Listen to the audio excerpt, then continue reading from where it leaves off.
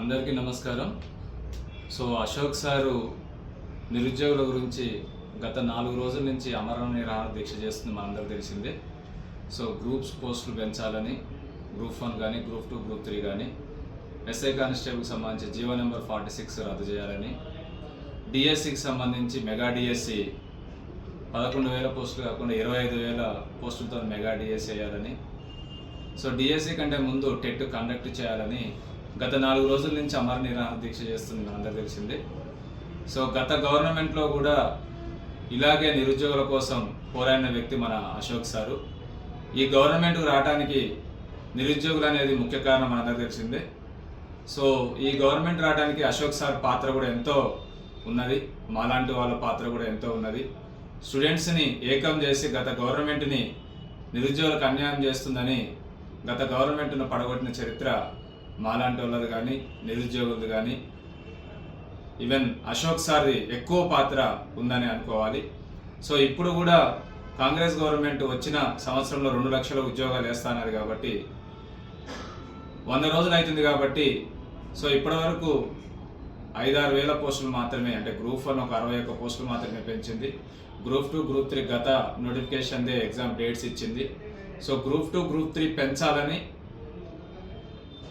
పోస్టులు పెంచాలని, డిఎస్సికి ముందు టెట్ కండక్ట్ చేయాలని, డిఎస్సిలో కూడా స్కూల్ అసిస్టెంట్ పోస్టులు పెంచాలని గత 4 రోజుల నుంచి అశోక్ సారు అమర నిరాహార దీక్ష చేస్తుండు.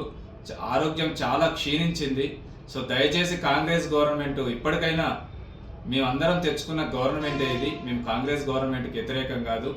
ఈవెన్ అశోక్ సార్ ఆల్సో గత గవర్నమెంట్ మీద ఎన్నో విమర్శలు చేసి ఈ గవర్నమెంట్ కావాలని అనుకున్న వ్యక్తి కాబట్టి మేమందరం కూడా కాంగ్రెస్ పక్షపాతులమే. నిరుద్యోగులైనా, ఇన్స్టిట్యూట్స్ డైరెక్టర్స్ ఎవరైనా కూడా ఈ గవర్నమెంట్ రావాలని చాలామంది ఈ గవర్నమెంట్ని తీసుకొచ్చారు. కాబట్టి దయచేసి కాంగ్రెస్ గవర్నమెంట్ ఇప్పటికైనా అశోక్ సార్ మీ వ్యక్తే, మేమందరం కూడా మీ వ్యక్తులమే. అశోక్ సార్ ఆరోగ్యం చాలా క్షీణిస్తుంది. గవర్నమెంట్ గత గవర్నమెంట్ లెక్కనే చేయకుండా ఈ గవర్నమెంట్ ఆలోచించి అశోక్ సార్ కానీ నిరుద్యోగులు కానీ ఏదైతే డిమాండ్లు అడుగుతున్నారో ఆ డిమాండ్లు అన్నింటినీ ఇమీడియట్గా చేయాలని నిరుద్యోగుల తరఫున నేను కానీ అశోక్ సార్ అని కోరుకుంటున్నారు.